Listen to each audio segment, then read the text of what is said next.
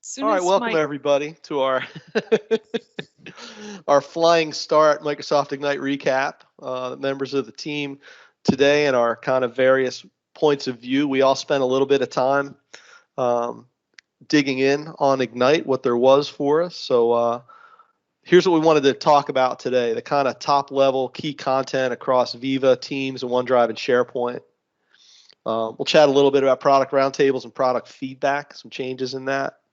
And then some news summaries and resources. Emily's put together some really excellent ways for you to quickly buzz through and consume content at Ignite. So just a little primer on that.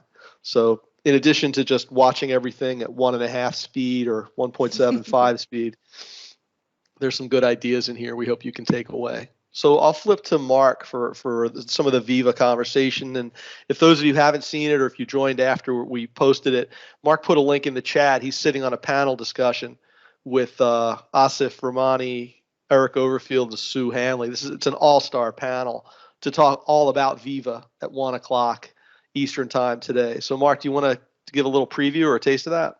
Yeah, all-star panel, except they included me. So Viva was a sort of interesting thing because they announced it before Ignite. So then the story at Ignite was really a lot of refinement, and I think they crystallized a lot of the messaging around it. Viva Connections is one of the 4 offerings, and it's coming soon. Topics was available as of the announcement for GA. Connections is rolling out soon. Is really an extension of the SharePoint home site concept, and it will integrate with Teams as well and bring the app bar to SharePoint. So it's something that was already in the pipeline, and it's gotten a new brand, and it's part of this employee experience thing. It's free with existing licenses, which was good news from Ignite. And then what's coming is these sort of cards that will allow people to get something specific done right from that homepage. It's sort of like actionable cards or adaptive cards in Outlook emails if you've been interacting with those.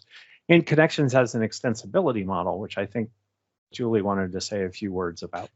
Well, only in so much as they haven't really talked a ton about it. It's in early days, but there is going to be an extensibility model. It does use adaptive cards. And so there will be a way for you to get your own content surfaced in the various incarnations on the Connections surface. So that will be an interesting, thing that we can do something with going forward, right? An interesting way to merge sort of what comes out of the platform natively with stuff that you want to surface from whatever source you want to surface it from. So it'll be very interesting. So Julie, that would be like from an HR point of view, if you had an employee review due or your goals were due in Workday, you could have a tile that read that from Workday, surface that saying you have 3 reports to provide info on, and click here and it'll let you drill into Workday and do that work there. Assuming you have a way to get Workday is one of the connectors, right? Yeah. Well, or not necessarily connector. It's more because we're talking about programming. So you need to have an API surface you can get to. So a security paradigm to get through to it that uses Azure Active Directory for its authentication method. But yes to your answer. So it's not like just a hook it up. It's not a low code power automate type of solution. It's a little bit more than that, but yes, sure. Absolutely. Sure. Yeah. I just assuming all those really hard things, right? SSO and auth and all that. Exactly. Right? Yeah.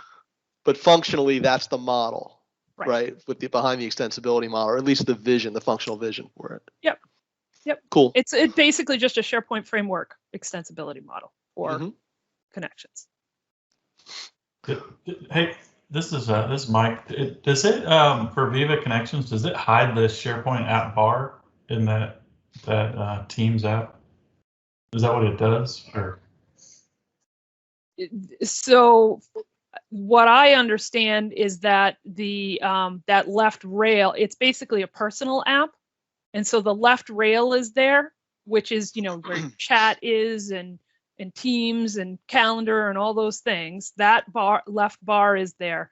So just like any other personal app you would create, it ends up with its own icon, and then the rest of the surface belongs to Connections. Does that? I think that answers the question. Right, and that top icon, which is hard to read in this one, but it looks like a little sort of hovercraft thing. That's like your Relic Cloud, exactly. It's your Relic Cloud icon. So that icon would be your company's icon, and it would take you to this home site from wherever you are in Teams. Right. Oh, ooh, look at that fancy. Thanks for moving that over, Emily, and exposing that. Just we were hiding the app bar with the mobile app GIF there on the screen. Yep. And if any of you haven't seen Sue Hanley's excellent summary about Viva Connections, because it answers the question that we've heard a few times, like, do I even need an intranet anymore if I can get to the stuff I need to get to from Teams in this way? There's some pretty good insight out there from Sue Hanley on that, and I'm sure it'll come up in the next hour's webinar. So let's go to learning. I think there's some interesting things about Viva Learning. Yeah, so the learning, one of the big questions that sort of happened early when we first heard about Viva Learning was, well, what about learning pathways and how do these two things go together? One of the things that we've always sort of said about learning pathways is that learning pathways is not an LMS. It's simply a way to surface your learning content and arrange it in sort of categories and playlists. And so that's really been the extent of what learning pathways is. Viva Learning is significantly more than that, in that there's sort of these paradigms for managers assigning learning to people. There will be the concept of getting learning from various other LMS systems. For some reason, I'm spacing on some of the names. Mike Gilron. Saba, Clicks, Success Factors, right? Yeah. Just filling in the blanks. I love it. Anyway, so that conversation has been ongoing, and so it was sort of where does this leave us with Viva Learning and learning pathways? And I think the statement that is being made at this point is that Viva Learning is sort of that surface to sort of give some LMS type features, right? That assignment stuff. It is, again, a Teams personal app. So again, you'll have an icon. You can kind of see it in the screenshot in the Twitter thing. There'll be an icon in the app bar on the left, and you'll have these, the rest of the surface will be around Viva Learning, and the stuff surfaced there will be things assigned to you or corporate things that are just surfaced for people. Part of the extensibility then is that things that can be added to Viva Learning is SharePoint pages. So in the same way that learning pathways, you can put a web part on a SharePoint page that surfaces a playlist or a set of categories or whatever, that then SharePoint page can be surfaced as a Viva Learning tile. So that's going to learning pathways is still going to be that thing for how you build your own custom learning content and surface it then through Viva Learning, which then gives you the added benefit of being able to assign that learning to people. So that's the sort of story from a Viva Learning / learning pathways perspective. Yeah, the way that I'm hearing it is it's almost like the integration is going to give us a lot of those things that learning pathways didn't have before through Viva Learning that people are looking for, that it's tracking the status and assigning. So I'm excited for the addition. Yeah. Viva Topics, I know we talked about in the last session. I don't know if there's anything new to cover there. Well, I was just going to say, I think, at the beginning, Mark said that they refined this. They announced it before Ignite and then refined it. I think they did a good job at Ignite. And I don't know if they knew that going in. They're like, well, we're going to put out a crappy thing here a week before Ignite and then really tell the story right at Ignite. Or some of us were a bit vocal about our confusion about Viva, if they kind of rejiggered some of that so that the Ignite stuff. But I really felt like a lot of the frustration we had around Viva, not understanding what it was, not understanding what it cost.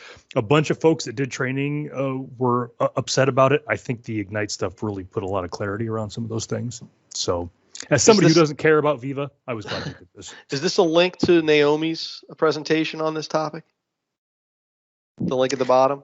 I'm not sure, but I can double check who was the presenter. Yeah, probably. I think it was Naomi Moneypenny's, and I heard good things about it, although I haven't seen it yet. She did another one yesterday on the P&P call, and I found that incredibly helpful. I think, again, the message just keeps getting more and more refined. So if you're interested, and that's in recorded, topics, Mark, and available? Yeah, probably not available quite yet. Soon. Okay. Right. Yeah, very Takes soon. a couple days. Yeah, follow Vesa Yuvinen on Twitter, and you'll see him post about it, the video being live. Cool. And I can confirm that was Naomi Moneypenny and Chris McNulty. Oh, great. I didn't know Chris presented with her. That's awesome. Great. And overall, Viva roadmap and timeline, anything to speak to here? I think it's just a nice roll up of all the different announcements across the different sessions in one place. So I know one of the big questions people are asking is what's available and when. So we have topics now, and then insights and learning are in that private preview, and then we're waiting on connections. And I think at what cost? I think the at what cost question has been answered a bit more, not totally, but a bit more. Correct? Yeah, I think that's the follow question every single time. Topics is $5 a user a month, but you do have to commit for a year. And then Connections is free with your existing Microsoft 365 license. I don't think the other ones have been announced yet. That's my understanding as well, but I believe there will be a cost to Learning. Actually, that's not true. What I had heard about Learning is that Learning itself doesn't have a cost, but getting content from the partners to put in there has cost. I think that's what I've heard.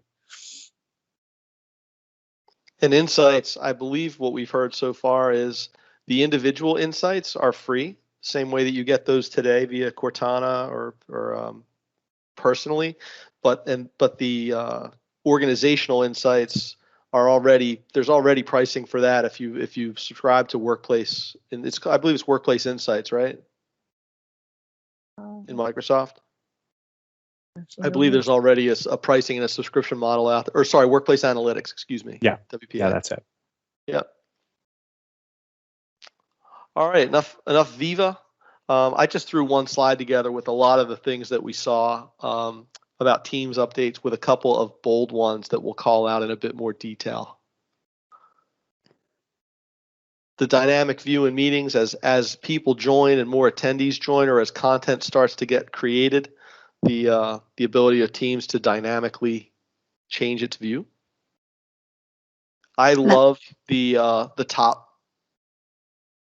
putting the speakers at the top instead of the bottom, because my camera's at the top, so I'm not looking down at them and then looking up to try to do that. Emily, something to add there? I'm sorry. Yeah, no worries. That one is going to be, the dynamic view is rolling out soon. Gotcha. I'm going to interrupt for a hot second. Melissa Burton asked if Viva is commercial only and not for EDU. I'm pretty sure there is no EDU component to it that I had heard. Does anybody know that definitively? Haven't heard anything specific. No. Yeah, me either. Not aware of it. Yeah, I mean, and I think it is worth mentioning that as far as we know, there's no bundle to that either. It's more of a marketing buy it all. Yeah. Yeah. I mean, there could be at some point, but right now it's a piece by piece. Mm-hmm. Yeah, I was going to jump in and say, as a SharePoint guy, there was a lot of Teams stuff at Ignite. So even if you're not, so the people in the audience, even if you're not a Teams person in general, that's where most of the content was. And there's a lot of stuff that bleeds over. So don't talk yourself out of looking at some of this stuff just because it's Teams. Anything we want to cover on View Switcher? I'm going to rip through these pretty fast because I know we've got more content to cover. Absolutely. So we're already familiar with Together mode, which its intention is to reduce those distractions. And Mike mentioned the gallery mode at top. So it's more natural eye gaze. So it feels like you're looking at your audience and you can see everybody while you're talking as well. There's also going to be the addition of Focus, which hides all video feeds and puts the attention fully on just that shared content. And then there's also a full screen, so you can get rid of all of your different desktop distractions. And this View Switcher will be available soon. Then we also have PowerPoint Live. Something that we have seen quite a bit of is people not really going into presenter mode with their PowerPoint. And my guess is maybe people don't feel as comfortable navigating all of the different windows and don't want to lose their notes. So being able to have this presenter view for yourself while you're within Teams, I'm hoping that everyone will start using that presenter view a little bit more comfortably. And it also helps with accessibility for some of the people in the meeting where you can kind of go forwards and backwards at your own pace. So if you were paying attention to this webinar and you missed a point and you wanted to go back one slide to grab that, you no longer have to disrupt that whole meeting to be able to access that content. As the person who shares the screen on these webinars, this is interesting, right? Can't see the chat. So everybody gets this view. This is the part I didn't get out of this. Did anybody figure out everybody gets this view, or you as the presenter get this view, and then everybody else just sees the slide full screen, kind of like we're looking at Mike's screen right now? That's what I thought it was. So how do you? This is the presenter view, because if you look at the top, it says stop presenting. Right, but then how do you move? How would you move slides? Like you My get guess to all the slides? Is they get, do you see where it says 1 to 16 with the arrows and then the little boxes? My guess is that smaller section is what everyone else is going to see. But since I haven't totally seen it myself, that is just. I did not see this assumption. That was my question too. Yeah, I would be horrified if my notes were out there. Right. Well, that's what I was thinking, right? I'm like, so there's going to be some other kind of way for them to move around, like some other probably, yeah. Okay. Well, the second that we get it, we'll use it on Ask in Praxis first, and we'll record it, and we'll embarrass ourselves if it shows notes, and we'll all figure it out together. It'll be great. I'll put something really incriminating about Todd in my notes. Totally. Sure. Sherman says in the chat that he's pretty sure that the red box there that we see, that sales analysis, is what they'll see. And that's my understanding. That makes sense. Not the film strip at the bottom. Right. Oh, all right, Sherman. I see where you're going. going. So then they'll have some way that they can navigate the slides back and forth. Okay, that makes sense to me. Yep. Yeah. And then the next one we have that I'm pretty excited about is webinars and registration. So the fact that you can make this custom registration page with automatic email confirmation. I know a lot of people are doing things like, here's a Microsoft form for people to sign up, and then I manually send them these invites. And that process can be a little bit cumbersome. So having this be all integrated is great. The webinars are up to 1,000 people. After that, you would be switching to a broadcast, which until the end of this year supports up to 20,000 people. But starting in 2022, that'll just be down to 10,000 people. Another thing that it will be great in these is attendee reporting. So you'll be able to see who joined and when they left the meetings. So you get a little bit more insight into who have been in these larger sessions that you've had. And then even how they got there. Attended from lobby, attended from nudge. Those are interesting. The status column in here. Yeah, and I'm wondering if those are the Teams connected devices, because I'm not sure how else they would get that. I don't think it's actually like lobby of the building. Right. Oh, attended from nudge has got to be that new feature. Did you see that when we joined the Teams call today? It's like forward this invite to somebody. So I think that's the nudge. Like tell somebody to like, hey, this meeting started, you should join us. Right, we bumped it, yeah. Yeah. Okay. Attended from lobby might be, when you turn the lobby feature on and you like have to sit out there and wait. Mm-hmm. That might be what that means. And then we have Teams Connect, which is pretty interesting. So this idea of having a shared channel where you can chat, meet, call, and co-author documents. You can use it for internal or external sharing. And in the external sharing, it appears in the primary Teams tenant. So us at Simpraxis, if I had a shared channel with Kintoso Travel and I called it Ask Simpraxis and I shared a channel called Meeting Prep, they would see Ask Simpraxis Meeting Prep in their own Teams tenant. That's in private preview now with a rollout more broadly this year. This feels a little bit potentially like their multi-tenant solution, but I think that requires a bit of work on everybody to restructure their current teams and how they're sharing to get to that point. Yeah, I thought the same thing, that this felt like a cop-out because they haven't handled the multi-tenant thing well yet. A thing that they've been promising to fix for, since 7 seconds after Teams was released. I don't disagree, but I freaking love it. I absolutely hate the fact that somebody can chat with me in a different tenant and I can chat with them in my tenant. Like that's just it's confusing. And I have that problem because I'm a member of several tenants where that's the case. So I'm like, well, was I having this conversation with them here, or here? My tenant, their tenant, or a shared one? Right. Yeah. But the number of teams and instances that I have going right now is a little bit embarrassing. Like literally 4. I have separate web browsers to open the Teams app, and I have them all pinned, and I have 4 teams going, and I have to constantly look at all of them. It's terrible. Yep. So the question about governance that arose from this is, are these going to create unique site collections in the same way that private channels do for SharePoint sites? And I don't know the answer to that yet, but if it does, then I'm a little skeptical and nervous and want to see it myself before I go recommending it. Right. That was my initial understanding, but I haven't seen enough of it in practice to really understand that piece. Yeah, I wish it was at the just team level. It was just that this is a team, is an external team, and instead of having to go to that tenant to see it, I see it in my own tenant. That would be better. So again, I agree with you with the private channel thing. I never liked that. Yeah. But I see the point of this in that, like, Julie, we're working on a project with 15 people, and we're a member of that team, but I want to share something with an external party and not the rest of the team, right? I don't want to have to muck with that. So I totally understand the use case for this. I just worry about the governance challenges of if it's spinning up a new site collection in the background. Yep. Okay.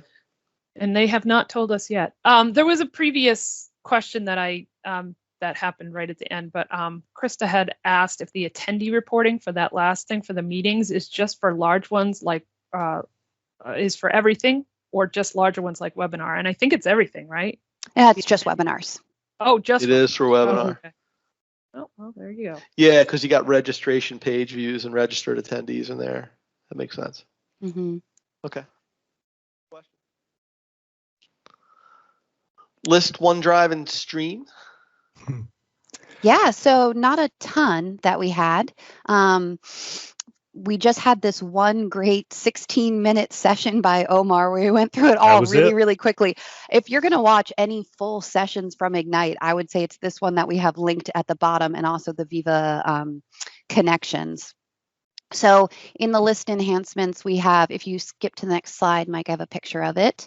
I've got some custom list templates. They're adding rich text editing in grid view, which I'm so excited about. I love grid view, and I think that's going to be a huge improvement for people, as well as offline support for lists and some new mobile improvements. And then, sorry, I messed up the slides a little bit, Mike. I think you got to go backwards for our other bullet points. Yeah. So then there's also shared libraries with metadata in OneDrive, another potential governance challenge here. I don't have a use case where I would necessarily think of this as my first answer. I would tend to do a SharePoint team site for any kind of that collaboration. Do any of the other Sympraxians or people on chat have a use case where they were really excited for this? No, but I will say this is so there are so many things that Microsoft has to do because people complain about it not being there, not because it actually has any utility. And this felt like one of those things, like they were just tired of getting punched in the nose about, not having metadata in OneDrive. And they're like, oh my God, okay. So they gave some poor college intern, put it on his, it felt like that. I'm with you. If you're using metadata in OneDrive, you really have to step back and think about whether that's the right place for the data. Makes sense. And Todd, do you want to talk about that unified, that ODSP admin experience? As our resident admin. Yeah, is the one nugget that I get to talk about from Ignite. So I want to talk about, to Emily's point, Omar's session for me was the big one because it was really the one. And they moved it around a couple of times, and us Sympraxians were kind of doing a live view thing, watching it together. And I got the time and the time zone mixed up, and I missed it. And so I went back to watch it an hour later, and you have to wait 24 to 48 hours before the recordings are there. And I'm like, so I had to wait even longer to get the one little nugget that I really wanted. So I hope they get that fixed. So the admin feature for us admins, the admin experience has been shifting around a lot over the entire lifespan of Office 365. Generally good. They've done a good thing. And this is another example of that. I hate it when the cheese gets moved, but now they've taken all my favorite cheeses and kind of put them in one little box. It's a 5-cheese mac and cheese. Yes, exactly. Not the 4-cheese hamburger helper that I've been dining on like a king. Now there's 5. So look for some of that. And it makes sense because there's a bunch of settings that were both, and that's all going to be in one admin experience. So the cheese is going to get moved around, but I'm glad this is an obvious thing. And then I honestly didn't look much about the OneDrive sync, what the better reporting was on that, but I do know that is an issue that we have with our customers a lot.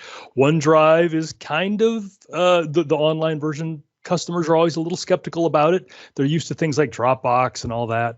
And OneDrive hiccups once and then people don't trust it anymore. And the syncing thing, while it used to be atrocious, is pretty good now. But I think having better visibility at any problems that users might have is going to make IT feel a lot better about OneDrive. So happy to see anything they do there. Anything else that we want to cover here? I'll just quick hit on stream. So we know that migration has been happening where the back end has shifted. So when you're making a recording in Teams, right, those videos are now getting saved to your OneDrive. So what's coming soon, they're going to have actually that stream player in OneDrive and SharePoint as well.